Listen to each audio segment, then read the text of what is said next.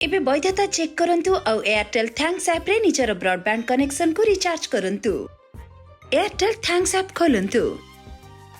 Active Airtel service रा list को जिबा पई सर्विस रे टैप करंतु। सर्विस पेज रे उपलब्ध एक्सट्रीम फाइबर कार्ड खोजंतु और टैप करंतु। आपण निज स्क्रीन उपरे डेटा और स्पीड कार्ड भितरे निजर वर्तमान वैधता चेक करि परिबे। आगको बढ़िबा पई ब्राउज प्लान उपरे क्लिक करंतु। एठारे आपण मन पसंद रा पैक चयन करि परिबे।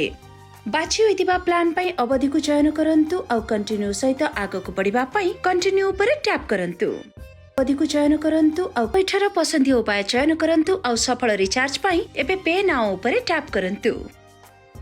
आम टीम आपणकर सबु समस्या गुड़िकर समाधान करबा पई 24 घंटा काम करूअछि। होम स्क्रीन ने सहायता विकल्प रे टैप करी एबे आउ चैट उपरे क्लिक करी तुरंत सहायता पांतु। एयरटेल केयर आमे साहाय्य पई एठारे अछु।